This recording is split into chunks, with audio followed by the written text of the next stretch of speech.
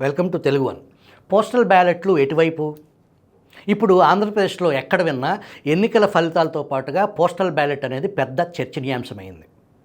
Postal ballot ద్వారా ఎన్ని ఓట్లు పోలయ్యాయి, రాజకీయ పార్టీలు ఎందుకు వెంపర్లాడుతున్నాయి, వాస్తవానికి పోస్టల్ బ్యాలెట్ ద్వారా తమ ఓటు హక్కును వినియోగించుకున్న ఉద్యోగులు ఎటువైపు ఉన్నారు, వారి ఓట్లు పార్టీల విజయావకాశాలపై ప్రభావితం చూపుతాయా?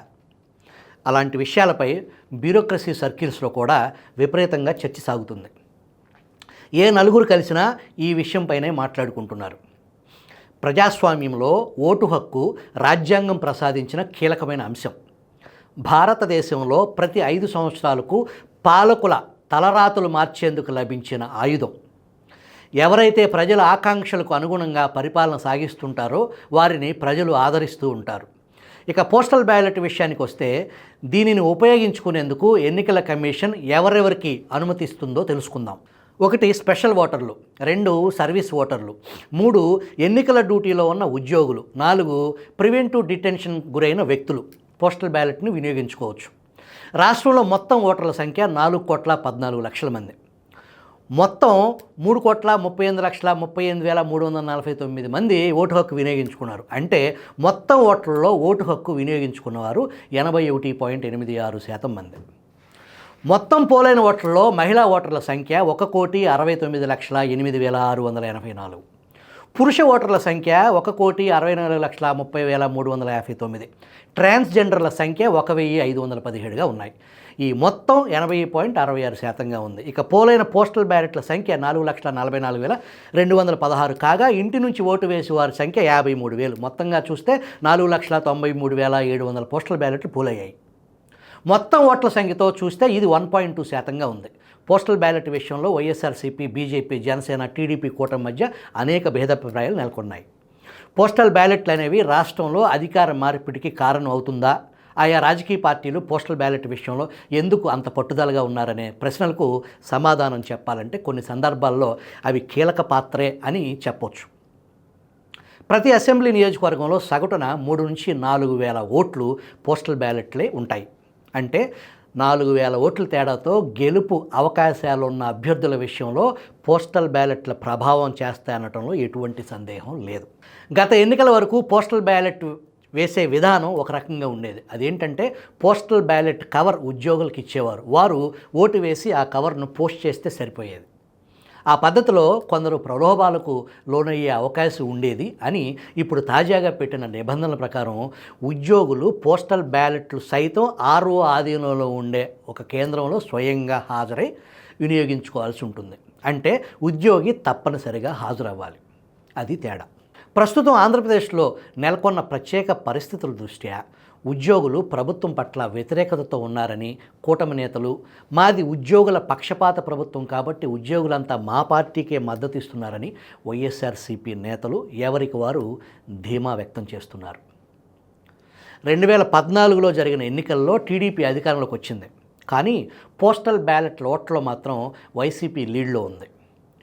మొత్తం వ్యాలిడ్ ఓట్లలో పర్సంటేజ్ పరంగా చూస్తే టీడీపీకి 45.9%, వైసీపీకి 46.32% ఉద్యోగుల ఓట్లు లభించాయి. వాటి మధ్య తేడా స్వల్పంగా ఉంది.